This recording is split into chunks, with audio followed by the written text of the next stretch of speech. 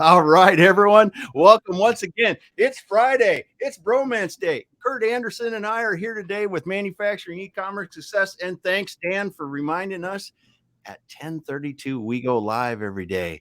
So I'm Damon Pistolka, your co-host, and I'm going to turn it over to my friend, brother from another mother, Curt Anderson. Take it away, dude. Man, well, how about that guy over there? So Damon, I have a question for you. Yeah. Anything? Well, you know what? Let me introduce our guest real quick here. Yes. Okay. Happy Friday, everybody. Please drop a note, drop a little hello in the chat box. We are so honored. We are so blessed. We are so thrilled to be here today with this. I am so giddy with our guest today. Yeah, Marie Incontrera. Marie, how are you, my friend? What's happening? I'm good. I don't have a bromance t-shirt, but I'm good. Yeah. Well, how about this? How about this young lady right here, Damon? I mean, dude, I've been looking forward to this for months. I am just so fired up. Now, Marie, before we dig in, you have a music background. Can you sing? Can you sing? No, I cannot. You know what? We have a ton in common. I can't sing whatsoever. So, guys, as we get started, we have Margot, we've got Deb, John Baglino, our brother. Guys, need to connect with Marie. But Damon, is there anything going on this weekend by any chance? Anything happening on Sunday in your world? Not a lot, Curt. Not a lot. How about what happened like 50 some years ago on Sunday? So, guys, it's I didn't think anyway. I don't put it anywhere. Sunday. So, Marie, how about we'll save it for later. We won't. We're gonna sing a little happy birthday for Damon. Marie, let's take a deep dive. So, guys, I want to introduce you to Marie. First off, you have to connect with Marie on LinkedIn. You'll thank me later. Okay, she's absolutely amazing. Multiple author, multiple TED Talk speaker, social media coach, roller derby phenomenon. I could go on and on and on. Marie, here's my question for you. Who was your hero growing up? How did you become such this monster success? Who was your hero growing up? Let's get a little inside scoop on Marie. Oh God. So I'm going to tell an embarrassing story. Please do. I used to pray to Beethoven before I would play the piano when I was a kid. So before I would practice, I would literally pray to Beethoven. So that's my hero. Hey, you know what? Let's hear it for Beethoven. Dude, that was like an awesome answer. Beethoven. So let's slide right in. That was a perfect segue. So you are music expert, musician at heart. Let's slide in. You went to music school. You have your master's. Let's hear a little bit about Marie, your journey into you sharing like your journey, like starting out your career in music. Let's go there before you started the social media expertise that you've built. Yeah, so I went to school for composition. So I am a composer. I also led a big band for 5 years in New York. And I was one of the most performing big bands and the best paying big bands, which wasn't very much. I will just say that. But no, kidding. All kidding aside, I had an avant-garde big band, and what we did was we played music by living composers and recently dead composers, and we really just we championed the world, the music that's happening now in jazz. But the thing they don't tell you about being a musician is that you could be bringing your 15-piece big band to Carnegie Hall, which I did, and you could be coming home with $15,000 a year, which I was. So in New York, which let me tell you, is not. Oh, you're living large in New York City on 15, right? Yeah. Right, yeah. Exactly. So our mutual friend Dory Clark, who's been my very good friend for many, many years, says to me, I have an idea, quit your job. And I was like, I'm sorry, what? And she said, well, you could be a virtual assistant.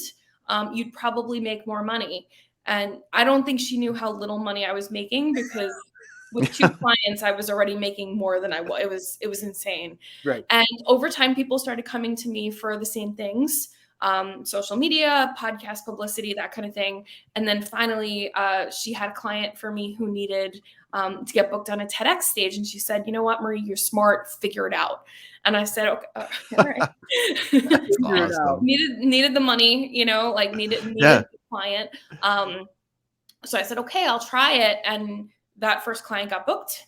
More people started coming to me.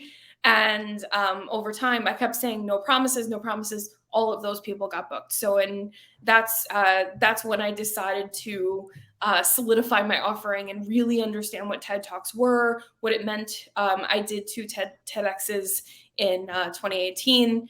and really just started to walk the talk. And the rest is history. Man. Oh.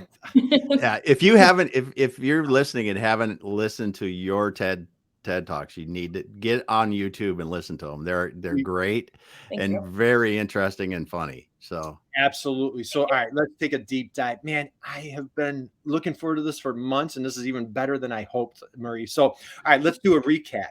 Starving artist in Manhattan. I heard you say you booked Carnegie Hall, like the dream come true, the Super Bowl, the Holy Grail, and still the starving artist. You take a pivot. Our dear mutual friend, Dory Clark, she's awesome. She's coming on the program in July. Guys, check out Dory's. Matter of fact, I promote her books are phenomenal. You want to check out Dory Clark, check out her books. But you take a transition. She says, hey, why don't you become a virtual assistant? So you go from amazing musician to virtual assistant to now you are a rock star social media guru expert. I know you're very humble. And now a TED Talk coach, for goodness sakes. Let's start with this. Okay, as we talked a little bit before, we love singing to those, not singing. We love preaching to the manufacturers and how great manufacturing is. Let's go there for a little bit on social media. Okay, how did you, as they're trying to make that digital transformation for manufacturers, right? COVID comes along, no more trade shows. Share a little bit, Marie. How did you go from musician, virtual assistant? Let's take a little bit of a deeper dive. How did that work for you on your own digital transformation? Well, you know, one of the things about COVID is that people needed to be online more, right? So my business just exploded from that. And I was very fortunate. COVID is terrible. It still is terrible, but you know, people needed my help. And so I had a decision to make, which was, you know, do I do I lean into that and grow the business, or do I just help a few people, right? And I kind of chose the latter. You know, because there were so many great people I wanted to work with, right? But before that, I took a pivot and I said, I'm gonna grow the business for a few years and see what happens. And you know, making that pivot from musician to entrepreneur. First of all, I was already an entrepreneur because you have to be as a musician. You really just straight up have to know how to do everything, including your taxes. You know. But that helped me in my transition to entrepreneur. It really did. It all translated. People who were coming to me because I was a creative person, and they still do. You know, I get people who will say, you know, now I'm not creative, so you know, take the graphics and run with them. Take this and run with it. You know, tell me your ideas. Tell me your team's ideas. You know, because I think that's what makes me different in the business world. Yeah. Oh, that's fantastic. That's awesome. So let's slide into, guys, again, drop a hello. Please connect with Marie. You want to check out her business, check out her website. Let's go right into the TED Talk. So guys, if you haven't checked it out, Marie has 2 TED Talks that she just mentioned. Both came out in 2018. They are phenomenal. So one is about jazz, the jazzpreneur. I want to hit on that. The second one is about roller derby. So let's start with jazz. How, and I'll tell you, if you're a musician, you love music, you touch a little bit of history. Where did you come up with that wonderful topic for that TED Talk? So I knew that I wanted to talk about music and business. So I'm going to give you a little secret into how I work when I'm advising somebody, right? I knew I wanted to talk about both of those things. I knew I could maybe talk about, well, improvisation. I knew I could talk about creativity. I knew I could talk about collaboration. I knew I could talk about there were all these things, right, that where music can be a model for business. And I went online. I went to the TEDx YouTube, and I did a search, and I said jazz and business, and I looked at what was there, and everything was on improvisation. Like every talk on jazz was about what business people can learn about improvising, which is great and needed, but I wanted to fill a gap. So I thought about it and I said, okay, well, I know, there are some historical stories from jazz about people doing things wrong and kind of breaking the forms and everything. And I said, well, that's kind of like an innovation, right? When you think of, the great disruptors in the business world. So I said, okay, I think that's what my talk is going to be about. And so I touched on a few stories in history where you can really look at how a jazz musician really just kind of broke the mold and how it changed things, even now, right? The saxophone was supposed to be this like weird, quirky instrument that was just an experiment. And now it's the sound of jazz. That's pretty cool, right? So that's just one example. Yeah, and please check out. Listen to the talk. Right, Damon? It is just listen to the talk. I'd say. And what I love, what you tie in business and how the word disruption. This gentleman, his last name was Sax. He took one instrument, kind of combined it with another, and created the sax. Not to ruin it, you guys have to listen to it, but you went heavy on the innovation. So you guys, we're going to stop there. Let's slide into your next TED Talk. Marie, roller derby. Are you kidding me, man? You're on stage in your outfit, and I'll tell you, you do an amazing job. It is so inspiring. You talk about how you exploded your business, how it made you mentally healthier, physically healthier, like roller derby. Let's go there. Like what inspired you for that? Well, how did you go ahead? No, that just of all the things. I mean, it's just roller derby. How did in front of you? That's so it's funny because in 2017 I played Carnegie Hall, and then right after that, so I played Carnegie Hall on June 3rd, 2017, and in July, Me Too happened. And so that's the not great part of this story is that, a lot of people I knew, a lot of people who had put us on stages, a lot of people who I played with were getting called out. And I said, you know what, I got to take a break. I don't know that I can be party to this right now. And so I said, I'm going to, I was learning, my business was growing. I had money for the first time in my life. I had a little bit of disposable income, and I said, I'm going to try things. And a friend of mine took me to a roller derby game, which we call a bout. And I said, you know what? I got to do this. I got to try it. Next day, I went to the skate park in Prospect Park. Michael says after Carnegie Hall, roller derby is the only next logical step. Yes, I agree. Michael, thanks. Awesome, Mike. Absolutely. Dude, that was perfect. Right. What Carnegie Hall roller derby. Perfect. It's a no-brainer. That's it. Yeah, exactly. So I rented skates and I went around the track and I said, if I could do this and not really hurt myself, I'm going to try it. Right. And so I took a class with the Gotham roller derby, the like pros of the sport. It's an amateur sport, but the pros have a class every year. So I said, I'm going to try this. I tried it. And I said, you know what, I'm going to do this. I joined a league in Yonkers. We played. It's a lot of work. I wasn't very good. I'm just gonna say that. And like people were very, very patient with me. But I said, you know what, I'm gonna see where this goes. And the thing is, when you play a team sport, it is, you learn a lot, but it's a big commitment. So after a while, I just kind of couldn't do it anymore. But I love that part of my life. I love that, like, people still come to me and are like, roller derby, really? It made me feel badass. It made me feel amazing, so I'm still really glad I did it. Well, and that's fantastic. That's because, awesome. when you think manufacturers, hey, it's a lot of, folks are, they're aggressive, right? They're physical. So there's guys in sports, women in sports. And, let's touch on this and then we'll move into the next one, Marie.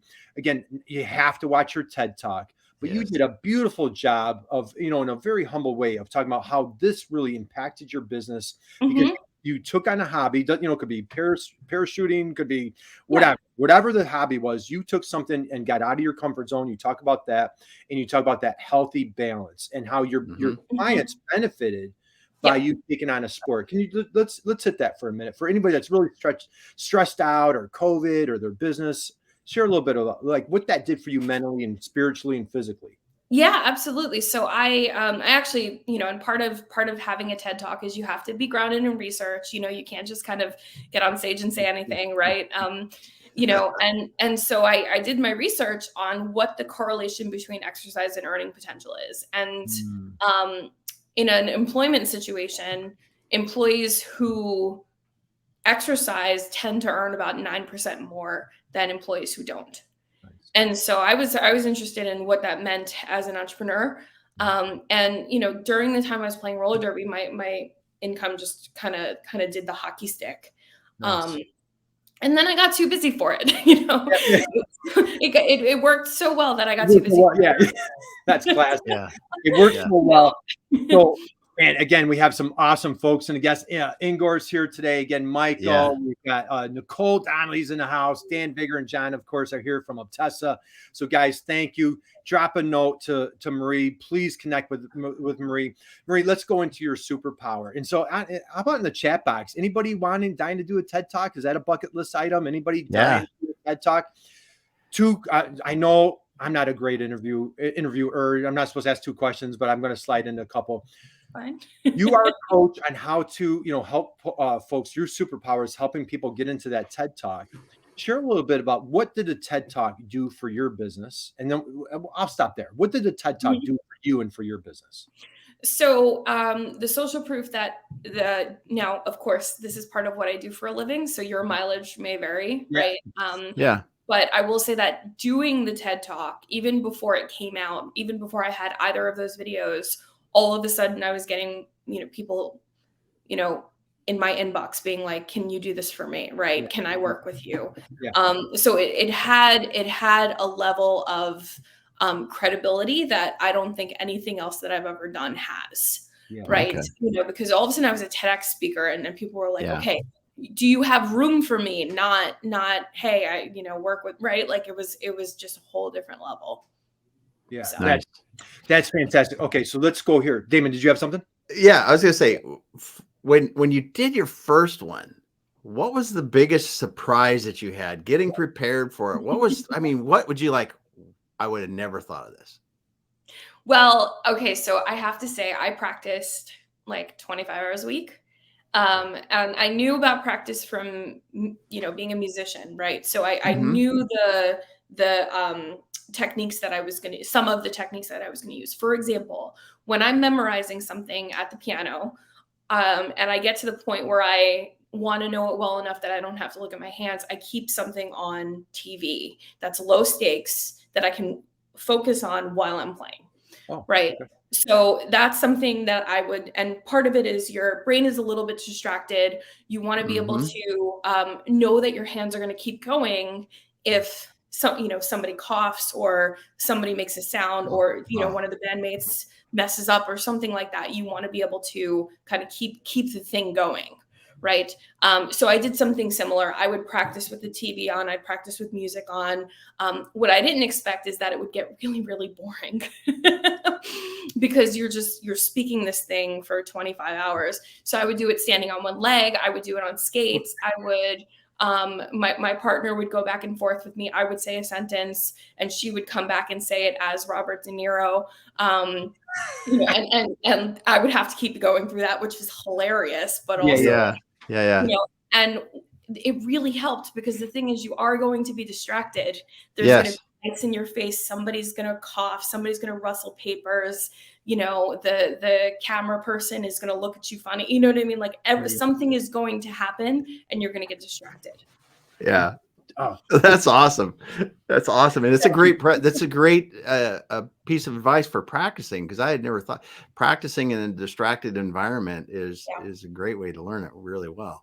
Yeah, dude, that was a phenomenal question. And so when you think about this, what I love what you did is, so you did a TED Talk once, and, sometimes we hear like that imposter syndrome, but, because you did it once, you were the resident expert, right? Because you did it. You went through the process. You were the navigator, the guide, the Sherpa. So now people started coming back to you. Yeah. So let's talk about that transition there. So now you start becoming a TEDx coach. What are some of any traits or some of the things that you, what are the first things that you're going to talk to with somebody that wants to be that TED Talk speaker? What are some of the first guiding tips that you share? Great question. So a lot of people come to me and they're like, I have a story, I have a motivational, I have a motivational idea, whatever it is. Your TED Talk is not just your story, and it's not just a motivational speech. It has to be backed in science, and it has to have actionable takeaways that are global, actionable, and accessible, right? So just as an example, your takeaways can't be hire a coach, because not everybody can afford to, right? It has to be something that absolutely anybody, no matter who they are, where they are, should be able to do. Right. So like, as an example, right, my jazz talk, my answer couldn't have been go take piano lessons, right? Or, it had to be something very, very simple that anybody can do. Yeah. Okay. Man, that is fantastic. So, and what we were talking about before, and so all of us were manufacturing junkies. So, like, maybe, man, there's a bunch of people in this chat box that should definitely be box, right? Chris Harrington, Baglino. I know Ira Bowman just did a TED Talk. He just did one. Wilmington, Well, a friend of ours just gave a TED Talk recently. So, all right, let's slide into social media. I know, man, I could talk to you all day, Marie. So, all right, let's talk social media. We have a mutual friend in Richard Bystrong, right? So let's talk a little bit about how you start exercising your social media superpowers, and I know you have a great example with Richard. Can we go there a little bit? Just talk about what you're doing with Damon. This is a great story, man. Absolutely. So part of, and the reason that social media and TED Talks are related for me is because they both have to do with ideas. And so one of the things I've been doing with Richard and lots of other folks is we've been working on a LinkedIn newsletter. And the great thing about LinkedIn is it's always coming out with these great new platforms. Like the LinkedIn Live, that's a new platform, right? And when it first happened and it first went to everybody, it exploded. People were using it, people were engaging, all of that. Same thing with the LinkedIn newsletters.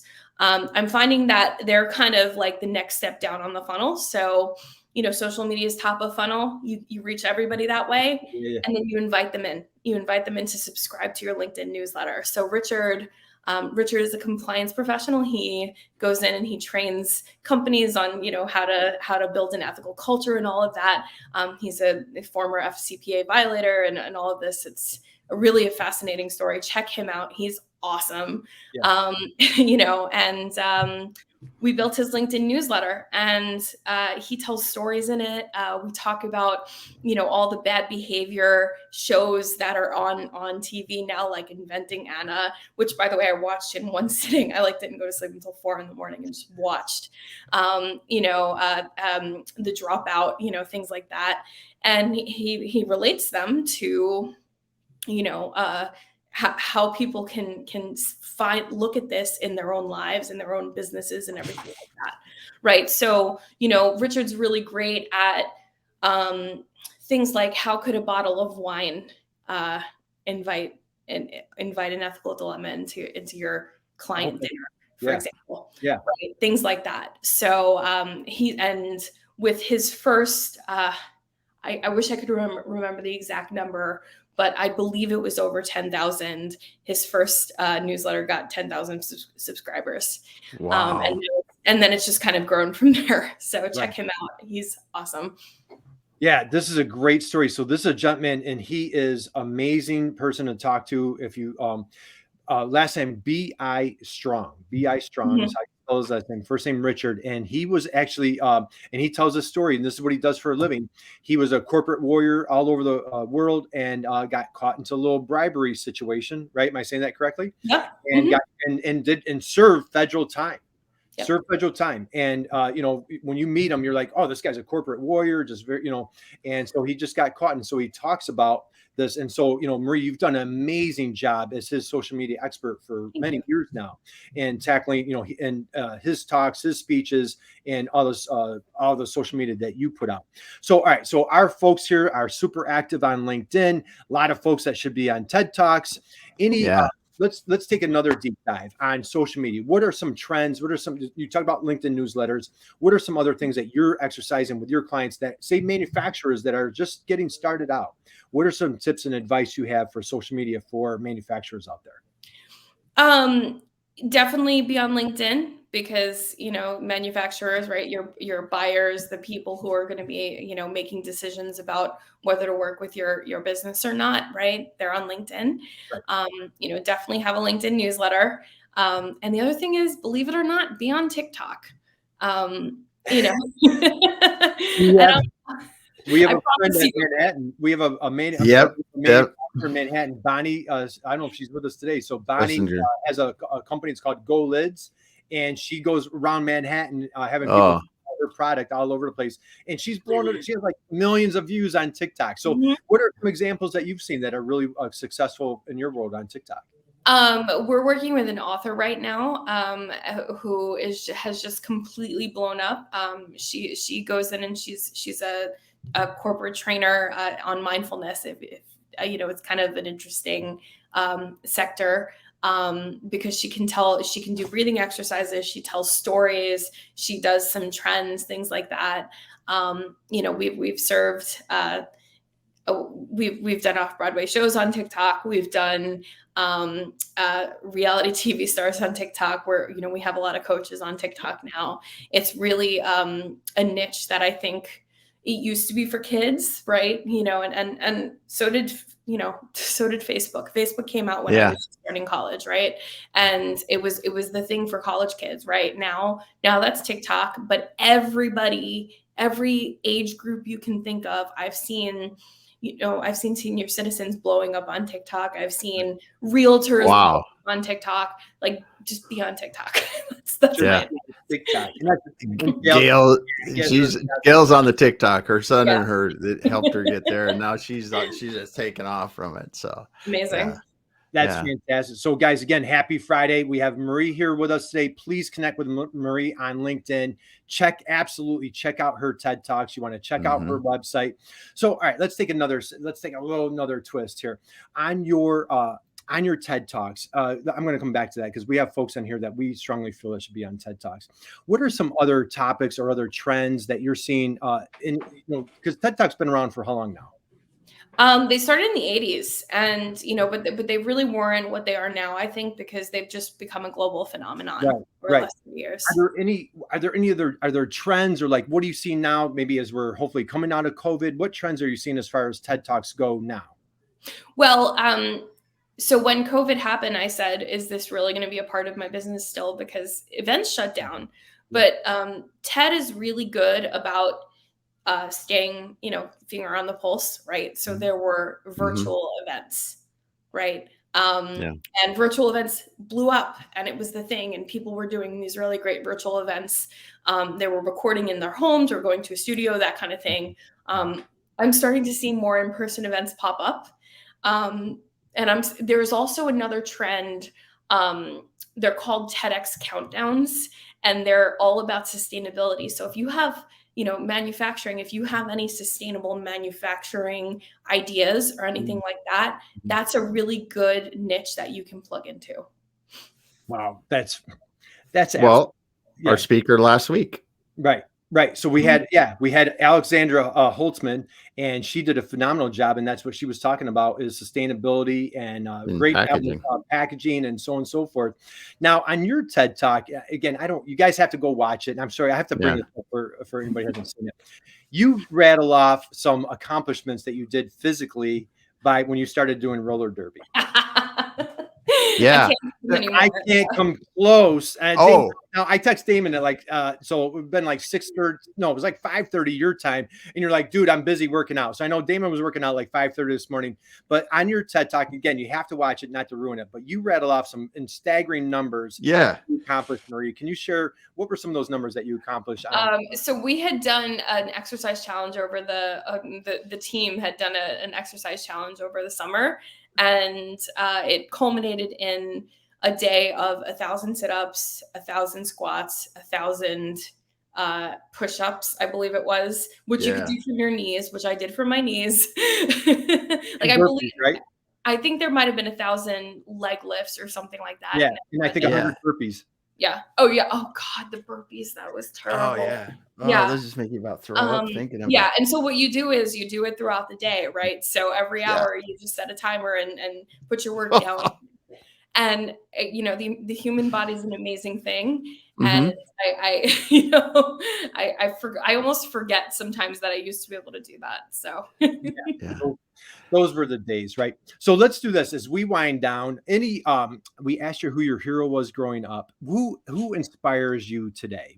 Who and what inspires you today with your business? All right. Well, can I cop out and say Dory Clark? Am I allowed to do that? Absolutely. I know Gail's a big Dory Clark fan. So Gail, Dory Clark's going to be on the program in July. This is a dear friend of Dory here. She's part of Dory Clark's community.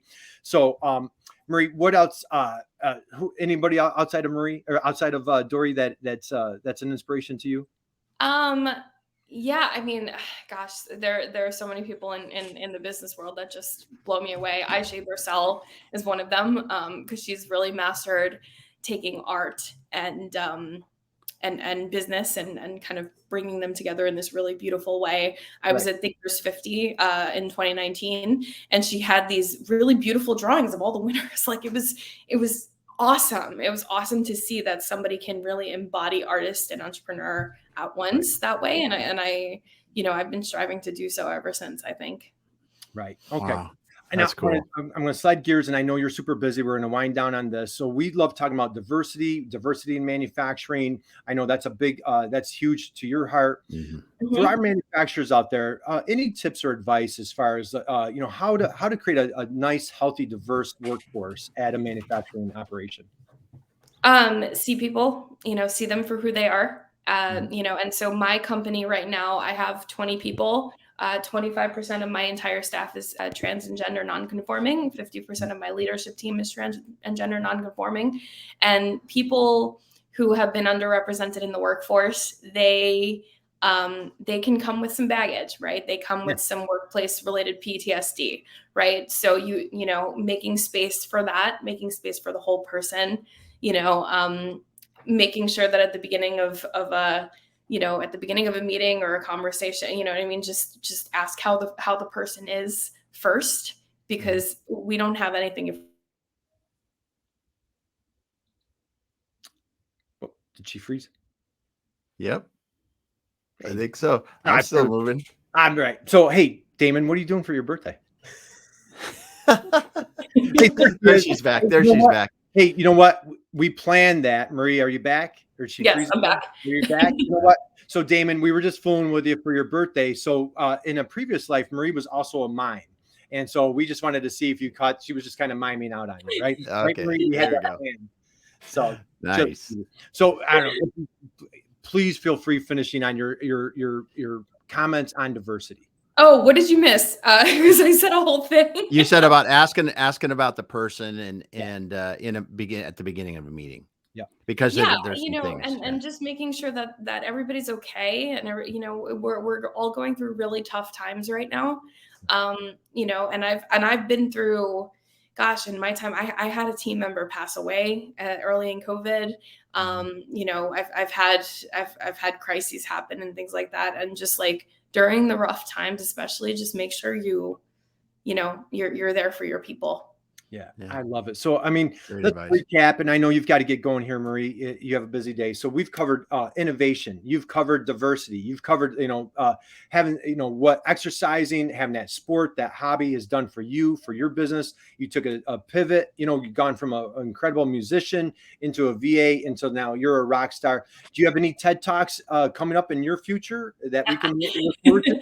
No, I've just been, I've been supporting my clients on theirs, and that's kind of, once you've done two, it's, kind of been there, done it, right? Exactly. Well, if I have an idea, I may eventually look to be on the red circle again, but for now, no. All right.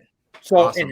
And everybody can obviously connect with you here on LinkedIn. You want to check out Marie's website. Marie, is there anything? Absolutely, guys, please check out her TED Talks over the weekend. You'll thank us for checking that out. Any other place that we can find you, or any other thoughts you want to share with everybody today? Yeah, if you go to Incontrera.com, so it's just my last name.com, you can download the first 3 questions I ask every TEDx client that I have, and they're questions just to get the storytelling rolling. Because I like to see the whole person before we start working on the idea. Awesome. Oh, that is fantastic. And how cool would it be if a bunch of the folks that come here on Friday came in, and we had a bunch of folks on TED Talks just sharing your superpowers, sharing how great and wonderful manufacturing is. And I think that's why we had Marie here today. So, guys, we're going to wind down. Now, Marie, do you want to sing to Damon? Should we try it? Do you want to sing to Damon? I can. I mean, nobody's doing it. Let's go for it. Ready? Everybody, come on. Let's stand up. Everybody give a little happy. Ready? 1, 2, 3. Marie, hit it. Happy birthday. Oh, you're not singing. Kurt's not singing. Okay. All right, we'll thank you, though. The effort is happy birthday, seriously. Thank you so much. Happy birthday to you. Come on, Marie. Happy birthday to you. Happy birthday, dear. The greatest guy on the planet, Damon Bastuka, that guy over there. Happy birthday to you. Guys, everybody was Damon a happy birthday. Happy birthday, brother. I hope you're spoiled rotten on Sunday. Oh, it's going to be fun. Marie, I just want to express my gratitude. I've been looking forward to this for months. You are special. You are a gift. I love your energy. I love what you do. And thank you for sharing your expertise, your passion, your energy with us. And we've got to do this again. So guys, connect with Marie. Happy Friday. Wish Damon a happy birthday, brother. How about this one down here, guys? A little round of applause for Marie. Awesome. Well, that way I always get mixed up, but yes, awesome, Marie. Thanks so much. Thank you so much for being here. You're awesome. Hang out with us for 1 minute, Damon. Take it away. Take it away. All right, we're gonna take it away. You know what? I gotta say, Dan, John, Deb, Christina Harrington, Adam, Nicole, Adam. God, thanks for being here today, everyone. And I know I missed a bunch of people, but we love it that you come and hang out with us. And it's so much fun. Ingor, just so many great people here today. Thanks so much for stopping in. And we'll continue on. We're going to be back again next week, right? Oh, we have yes. What do we have next week, Curt? We have Sneha on Monday. So we're interviewing Sneha on Monday. And so next week we're back in let's see, Marie, you're in Brooklyn, right?